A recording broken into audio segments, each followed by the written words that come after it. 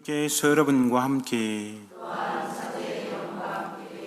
요한이 전한 거룩한 복음입니다. 그때 예수님께서는 티베리아스 호숫가에서 다시 제자들에게 당신 자신을 드러내셨는데 이렇게 드러내셨다. 시몬 베드로와 쌍둥이라고 불리는 토마스, 갈릴레아 카나 출신 나타나엘과 제베데의 아들들, 그리고 그분의 다른 두 제자가 함께 있었다. 시몬 베드로가 그들에게 나는 고기 잡으러 가네 하고 말하자 그들이 우리도 함께 가겠소 하였다. 그들이 밖으로 나가 배를 탔지만 그날 밤에는 아무것도 잡지 못하였다. 어느덧 아침이 될 무렵 예수님께서 물가에 서 계셨다. 그러나 제자들은 그분이 예수님이신 줄을 알지 못하였다. 예수님께서 그들에게 얘들아 무얼 좀 잡았느냐 하시자 그들이 대답하였다. 못 잡았습니다. 예수님께서 그들에게 이르셨다. 그물을 배 오른쪽에 던져라. 그러면 고기가 잡힐 것이다. 그래서 제자들이 그물을 던졌더니 고기가 너무 많이 걸려 그물을 끌어올릴 수가 없었다. 예수님께서 사랑하신 그 제자가 베드로에게 주님이십니다 하고 말하였다. 주님이시라는 말을 듣자 옷을 벗고 있던 베드로는 겉옷을 두르고 호수로 뛰어들었다. 다른 제자들은 그 작은 배로 고기가 든 그물을 끌고 왔다. 그들은 무태서 100m쯤 밖에 떨어져 있지 않았던 것이다. 그들이 무태 내려서 보니 숯불이 있고 그 위에 물고기가 놓여 있고 빵도 있었다. 예수님께서 그들에게 말씀하셨다. 방금 잡은 고기를 몇 마리 가져오너라. 그러자 시몬 베드로가 배에 올라 그물을 무트로 끌어올렸다. 그 안에는 큰 고기가 153마리나 가득 들어 있었다. 고기가 그토록 많은데도 그물이 찢어지지 않았다. 예수님께서 그들에게 와서 아침을 먹어라 하고 말씀하셨다. 제자들 가운데는 누구십니까? 하고 감히 묻는 사람이 없었다. 그분이 주님이시라는 것을 알고 있었기 때문이다. 예수님께서는 다가가셔서 빵을 들어 그들에게 주시고 고기도 그렇게 해주셨다. 이렇게 예수님께서는 죽은 이들 가운데서 되살아나신 뒤에 세 번째로 제자들에게 나타나셨다. 주님의 말씀입니다.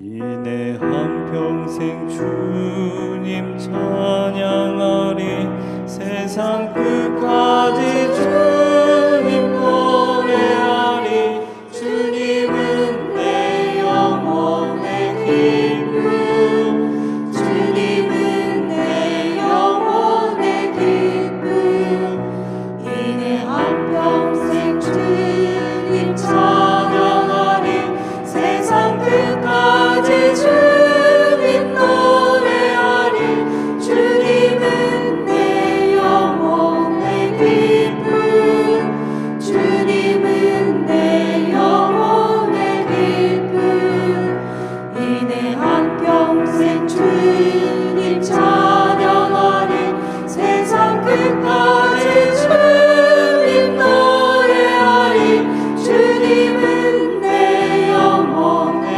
기쁨 주님은 내 영혼의 기쁨 이내 한평생 주님 찬양하리 세상 끝까지 주님 노래하리 주님은 내 영혼의 기쁨 주님은 내 영혼의 기쁨.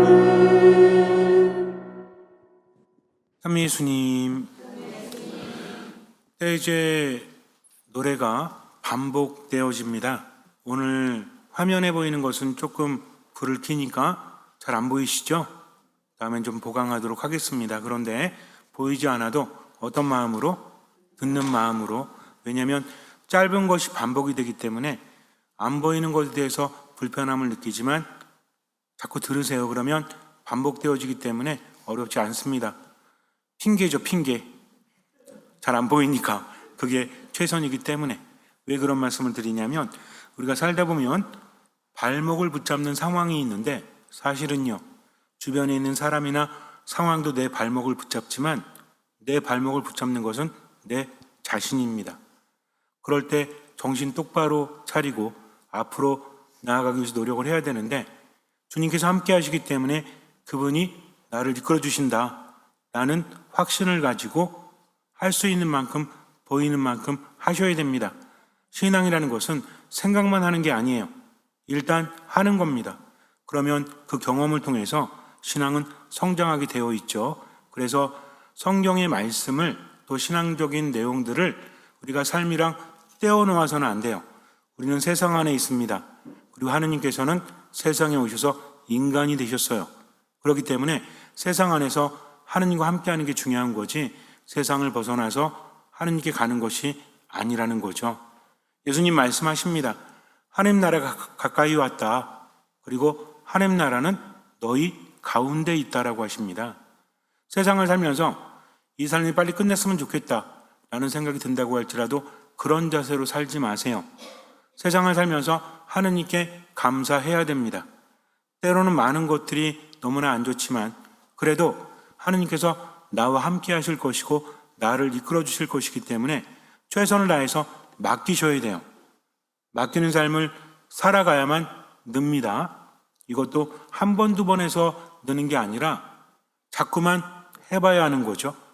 근데 그렇게 하지 못하는 이유가 무엇입니까? 생각만 한다는 거죠. 생각만 해서는 안 돼요. 그래서 신앙은 무엇이다? 움직이는 거다.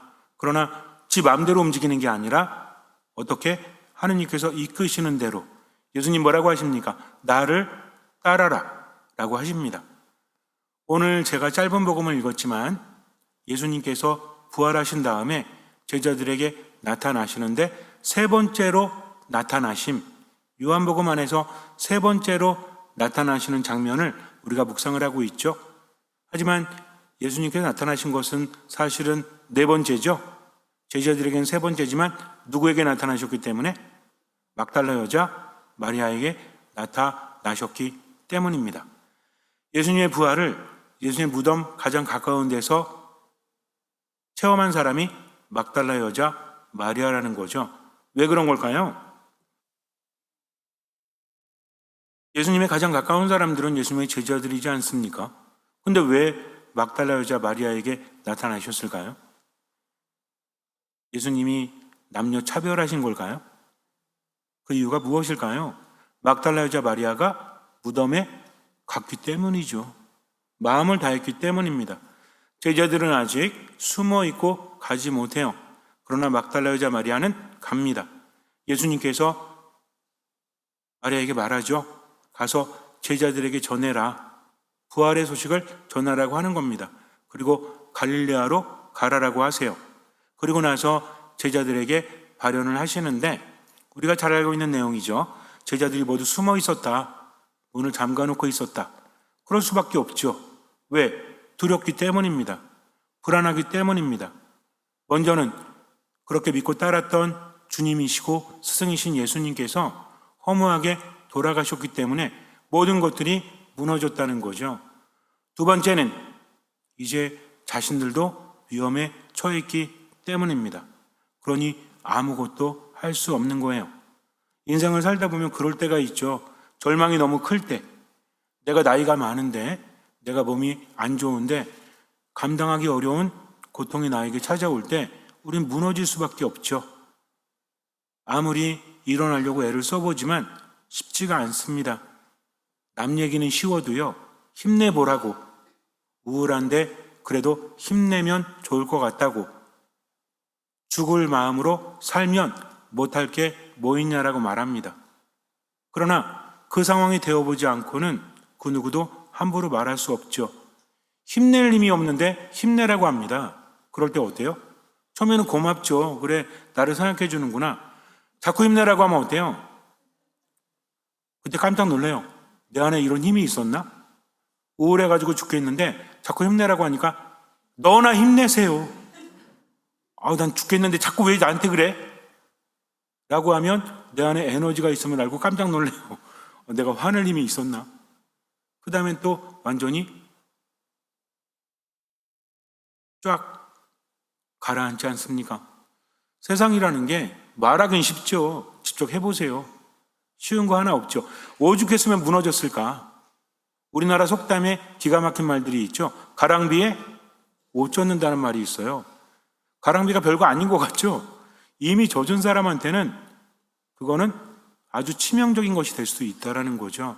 그러니 힘들어요. 누군들 우울하고 싶어서 우울해합니까? 삶이 너무 힘드니 그렇지. 누군들 화내고 싶어서 화를 내나요?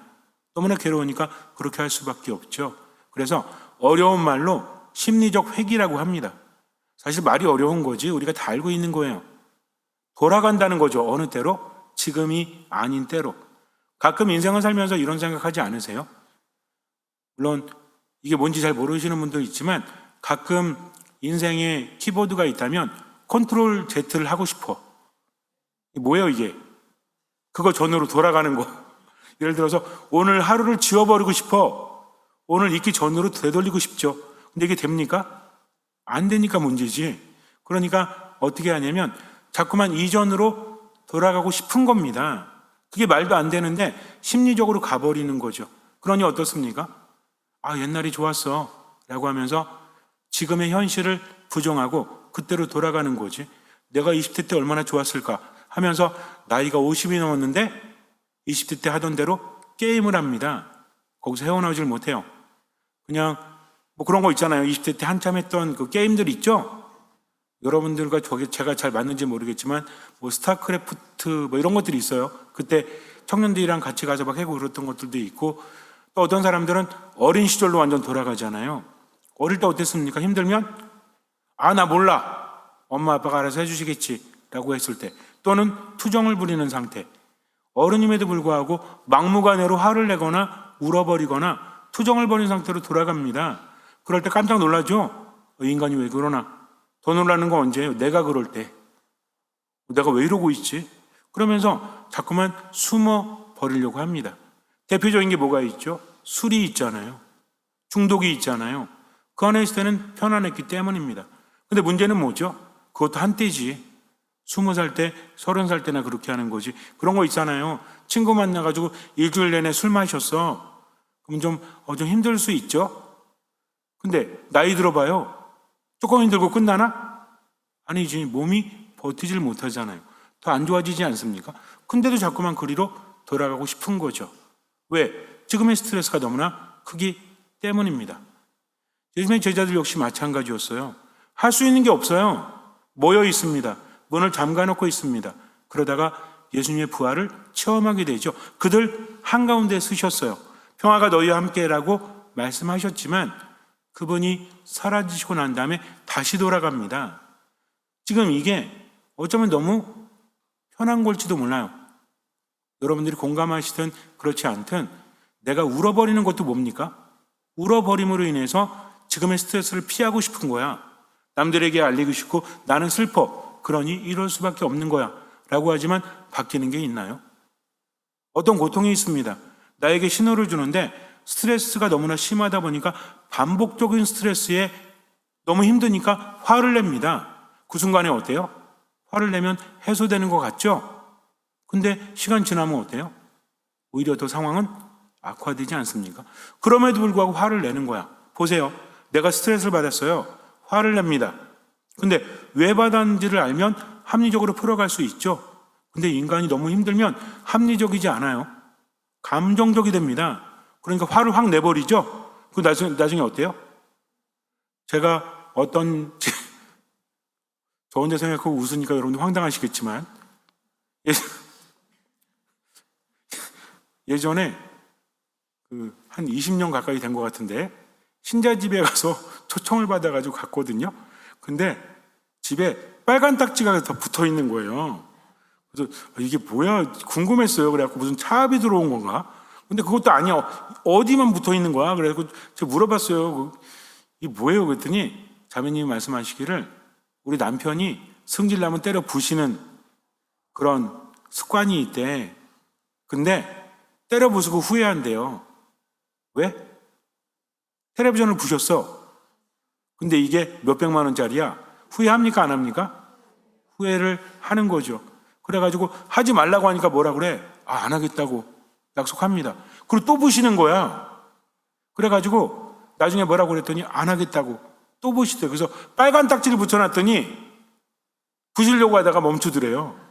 그래가지고 빨간 딱지를 다닥다닥 붙여놓은 거지. 뭔 얘기인지 아시겠습니까? 이거 생각하고 혼자 웃은 거예요. 도움이 돼요, 안 돼요? 도움은 되더라고요, 그 순간에는. 근데 그게 무슨 의미가 있죠?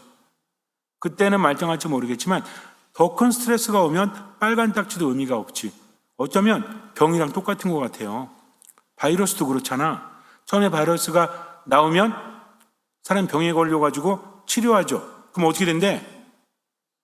이게 막 바이러스가 어떻게 되죠? 뭐라고 하죠? 그거 막 이렇게 다른 걸로 막 이렇게 되는 거. 변이. 어려운 말이었구나. 그리고 바이러스가 점점 강해지지 않습니까? 그럼 적응이 간다는 거죠. 마찬가지입니다. 그러니 스트레스도 그와 비슷한 것 같아요. 그럼 너무나 힘들잖아요. 그러니 어쩔 수 없으니까 그냥 돌아가는 거지. 나는 원래 이런 인간이야. 그래, 나는 행복할 자격이 없어. 그러면서 스스로를 비참하게 만듭니다. 이것도 어떻게 본다면 회피인 거죠. 왜? 나는 행복해야 되는데 불행하면 견딜 수가 없잖아. 그러니까 어떻게 생각하는 거예요? 나는 이래도 괜찮아. 나는 어차피 행복할 수 없는 인간이야 하면서 자꾸만 회피하고 회귀하는 거죠. 이전으로 자꾸 돌아가려고 하는 겁니다. 새로운 도전을 하지 않으려고 하죠. 왜? 하다가 또 다른 상처를 받을 수 있기 때문입니다. 제자들 역시 그랬어요. 할 수 있는 게 없어요, 이 사람들은. 그러니까 숨어 있었는데 예수님이 2번이나 나타나셨죠? 그런데도 나아가지 못합니다. 이게 삶인 거예요. 예수님 한번 만나면 확 바뀔 것 같죠? 그럴 수도 있지만 아닐 수도 있어요. 왜 그렇습니까? 내 삶에 자꾸만 머무르려고 하기 때문입니다.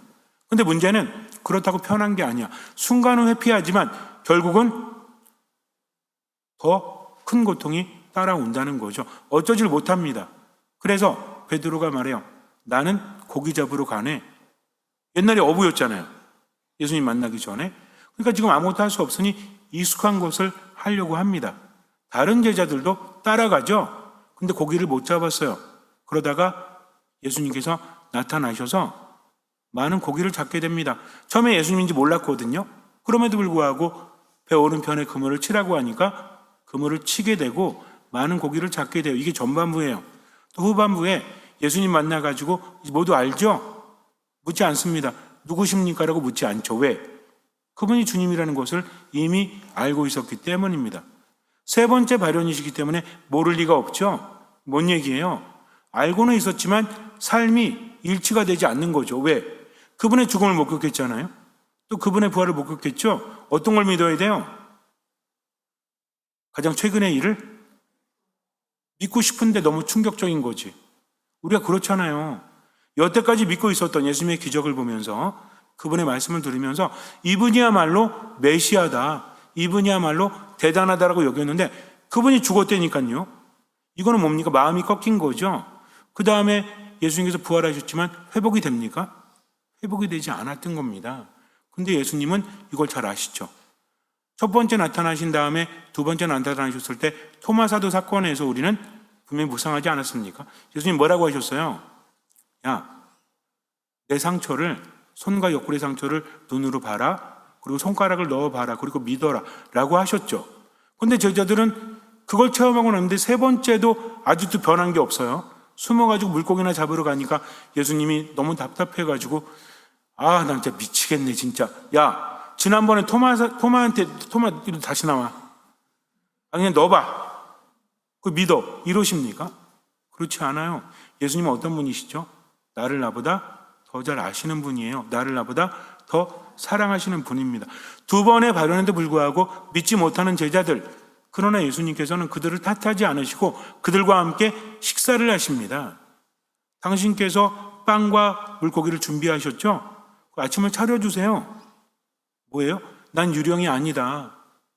나는 너희에게 먹을 것을 준다. 나도 함께 먹는다. 이거죠. 그 다음에 예수님께서는 잊지 않으셨죠. 뭘 잊지 않으셨죠? 베드로가 한 짓거리를 3번이나 부인했잖아요. 우리 그런 거 있잖아요. 친구나 연인 간에도 꼭 옛날 거 끄집어내가지고 아프게 하는 거 있죠. 그때 나는 못 잊었어. 그때 그 사건을 너 나를 두고 갔지? 이런 거 있잖아요. 뭔지 뭐 개인마다 상황이 다르니까 예수님께서 베드로야, 너 여기 있는 이들보다 나를 더 사랑하느냐? 예, 사랑합니다. 내 양들을 잘 돌보아라. 그리고 또 물어. 베드로야, 너 여기 있는 이들보다 나를 더 사랑하느냐? 한 번 물을 때는 그럴 수 있죠. 근데 여러분들 그런 거 있잖아요. 사랑하는 아내나 남편이나 또는 연인이 자기야 나 사랑해? 옛날에 이거 말고 옛날에 그런 거 있지 않았나? 아빠 나 사랑해? 그럼 사랑하지. 뭔 얘기인지 모르세요? 그럼 그냥 들으세요. 애를 얻고 가는데 아빠 나 사랑해 그랬대요. 사랑하지? 진짜 아빠 나 사랑해? 사랑하지. 3번째 물었대. 아빠 나 사랑해? 사랑하지. 근데 왜 나 밀어버렸어? 저만 아는 무서운 얘기인가? 어쨌든 이런 어떤 뉘앙스인지 아시겠습니까? 그런 게 있대. 이건 잊으세요. 뭐 모르시는 분들은 공감할 수 없으니. 3번 부인했잖아요, 예수님을. 예수님과 함께 죽음까지도 불사하겠다고 했는데 예수님 뭐라고 하셨죠? 야, 너 오늘 닭이 울기 전에 나를 3번이나 모른다고 할 거야 라고 하셨죠. 근데 닭이 울기 전에 3번이나 모른다고 했어요. 그러면 베드로 마음에 박혀 있을까요? 안 박혀 있을까요? 박혀 있죠. 예수님께서 나타나셨을 때 베드로가 어떤 행동을 하죠? 겉옷을 두르고 물속에 빠져듭니다. 왜? 벗고 있다가 옷을 입고 빠져들었다. 이게 무슨 의미예요? 예수님이시니까 우통 벗고 만날 수는 없잖아. 마음에 새겨 있는 거지. 그래서 다시 입고 빠져들었다. 좀 이상하지 않으십니까? 이게 우리말로 이렇게 번역이 됐지만 본문을 보면 허리끈을 동여매다라는 단어하고 같이 쓰고 있어요. 그러니까 합리적으로 생각해 본다면 우통 벗고 있다가 우통을 입었다기보다는 고기를 잡으면서 다 풀어 헤치고 있었던 거지. 이렇게 막 다 나오게. 그러다가 주님이라고 하시니까 물속에 뛰어들어야 되는데 벗을 수는 없으니 어떻게 해요? 이거를 딱 해고 동여맨 거지. 뭔 얘기인지 아시겠죠? 그 단어가 그런 의미도 담고 있으니까 이렇게 해석하는 게 더 합리적일 수 있죠. 근데 왜 뛰어들었죠? 다른 제자들 가만히 있는데? 더 아픈 거지. 예수님 부인하고 나서 얼마나 슬펐어요? 근데 예수님 나타나셨으니까 가슴이 너무 힘든 거야. 부활하신 예수님을 만났는데 베드로의 마음속에는 뭐가 더 커요? 기쁨이나 행복보다는 죄송함 그리고 후회 이런 게 더 큰 거죠. 근데 예수님께 지금 어떻게 하십니까? 후벼 파시는 거지. 너 나를 사랑하느냐? 더군다나 어떤 단어를 쓰고 계시대요. 이거는 사실은 학자들마다 의견이 다른데 조금 그렇게 요즘 보지 않는 게 있어요. 아가파오, 필레오 두 개가 사랑한다는 의미인데 아가파오는 신적인 사랑이에요. 필레오는 우정의 사랑입니다. 또 우리가 알고 있는 사랑이 있죠? 에로스 같은 사랑, 남녀간의 사랑 이런 것도 있잖아요. 그러니까 나 사랑이라고 묻는 건 다르잖아요. 그죠? 여러분들이 사랑한 사람한테 사랑합니다 하고 또 그냥 형제 자매 또 시부님한테 사랑합니다 똑같아요? 다르잖아요. 이런 의미죠. 그러니까 예수님은 신적인 사랑, 조건 없는 사랑, 너는 나를 사랑하느냐고 물으셨는데 베드로가 대답한 거는 우정적인 사랑입니다라고 했다라고 하지만 이거는 흐름에 따라 다르게 해석할 수 있어요. 근데 중요한 건 뭐냐면 3번이나 물으셨다는 것과 3번을 응답하면서 베드로가 어떻게 됐다? 슬퍼졌다는 거죠. 근데 진짜 놀라운 게 뭔지 아십니까? 요즘에 현대 심리학에서 이 기법을 써요. 예전에 내 상처가 됐던 것들을 꺼집어냅니다. 그러면서 의미를 바꿔주는 거예요. 예수님은 어떻게 하셨습니까? 예수님 배반했잖아요. 근데 예수님은 너 나 사랑하느냐 하면서 뭐라 그래요? 내 양들을 잘 돌보아라. 의미를 바꿔주시는 겁니다. 그러니까 3번이나 말한 건 베드로의 마음을 후벼 파기 위해서가 아니라 너가 혼자 끙끙 앓고 있잖아 지금. 내가 부활해서 너에게 나타났는데 너는 네 슬픔 안에 잠겨 있잖아. 그러면 안 돼. 난 다 알고 있어. 그러나 중요한 건 뭐다? 내가 너에게 큰 일을 맡기잖아. 그러니 과거의 슬픔에, 과거의 우울함에 갇혀 있지 마라. 그러면서 마지막에 뭐라고 하세요? 나를 따라라 라고 하신다는 겁니다. 괜찮아. 네가 나를 배신했어도 괜찮아. 이제 어떻게 하면 돼? 나를 따르면 돼. 그럼에도 불구하고 바로 이겁니다. 예수님은요, 당신의 방식으로 우리를 치유하신다는 거죠. 우리는 어떻습니까? 어쩌면 과거의 상처에 묶여가지고 우울하게 지금을 살아가는지도 몰라요. 지금을 분노하면서 살아가는지도 몰라요. 이것을 치유하시는 분이 누구시다? 바로 예수 그리스도 하느님이시라는 거죠. 신앙은 그렇습니다. 신앙은요, 트램폴린 같아요. 저만의 정의예요. 저만의 정의. 트램폴린이 뭔지 아시죠? 옛날에 그 방방은 아시나? 방방. 옛날에 저 동네에 있으면 그거 있었어요. 어떤 아저씨가 뭐 끌고 와. 오토바이 같은 데다가. 그럼 방방이잖아, 방방. 그러면 50원 내면은 뭐 10분, 100원 내면은 30분 뭐 태워주는 거 있었죠? 그거 타보셨어요? 진짜 타보신 분들은 제가 문제 내면 알 수 있어요. 타다가 그 끝에가 이렇게 쇠로 돼 있어. 그거 딱 만지면 어떻게 되는지 알아요? 못 타보셨네. 전기 올라. 제 타보셨어요?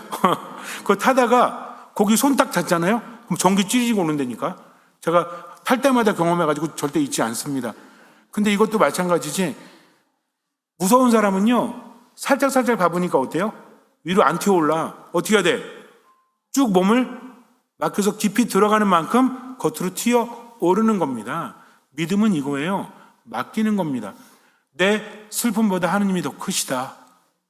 내 우울함보다 하느님이 더 크시다. 그러니까 뭔가 삶이 잘못되는 것 같을 때마다 우리 이럴 때 있습니다. 내가 죄가 많아서 이렇지. 아니에요. 절대 아닙니다. 그런 생각하시면 안 돼요. 내가 죄가 많기 때문에 하나님께서 벌 주시는 거라고요. 그러면 십자가에서 왜 돌아가셨죠? 그분의 사랑이 더 큽니까? 내 죄가 더 큽니까? 그분의 한 방울만으로도 세상의 죄악을 다 씻고도 남잖아요. 그러니까 우리 죄가 진홍색 같을지라도 눈처럼 희게 하시는 분이 그분인데 왜 자꾸만 스스로의 죄책감에 사로잡혀서 하나님을 믿지 못합니까? 왜? 어떤 분은 그래. 우리 집안이 그렇대요. 우리 아버지도 그랬고 할아버지도 그랬고 어떻게 되다가 다 비명행사할 그런 운명이라서 객사? 그러니까 자기도 객사할지도 모른다 라는 두려움이 생기면 그 틈을 타고 자기들이 달라붙을 수도 있어. 그러니 하느님 믿고 어떻게 살면 돼요? 당당하게 살면 돼요. 기쁘게 살면 돼요. 누구 믿고? 하느님 믿고. 이게 신앙입니다. 그러니까 내 삶을 우울하게 만드는 것들, 화가 나게 만드는 것들, 절망스럽게 만드는 것들 이제는 내려놓고 누구 바라보면서? 예수 그리스도 바라보면서. 어디에서? 거룩한 미사 안에서, 그리고 말씀 안에서, 기도 안에서 그분께 믿음을 두고 지금을 살아가면 됩니다. 그래서 힘들 때마다 멈추고 성호 자주 그으세요. 주님 듣는 마음 주세요 하면서 지금을 살아가시면 돼요. 그러니까 앞으로는 저는 죄인이에요, 우울해요, 저는 화가 나요 하면서 하는 것도 뭐다? 이것도 회피다. 그러니 회피하지 말고 어떻게 해라? 나를 따라라. 오늘 복음 끝에서 예수님 말씀하십니다. 나를 따라라. 내가 함께한다. 잠시 눈을 감으세요. 인생은 쉽지 않습니다. 너무나 우울해서 자꾸 회귀하고 싶죠. 그리고 회피하고 싶죠. 그래도 주님을 따라가면 되는 거예요. 내 지난 삶이 어땠든지 간에 우울함에서 벗어나십시오. 분노에서 벗어나십시오. 절망에서 벗어나십시오. 그러나 걱정하지 마세요. 나 혼자 하는 건 신앙이 아닙니다. 나를 나보다 더 잘하시고 나를 나보다 더 사랑하신 주님께 모든 것을 맡기고 미사, 말씀, 기도 안에 머무십시오. 내 감정과 생각을 내려놓고 그분께 맡기고 할 수 있는 만큼만, 보이는 만큼만 지금을 살아가십시오. 주님께서는 그 믿음을 보시고 우리 삶에 놀라운 기적을 일으켜 주실 것입니다. 아멘.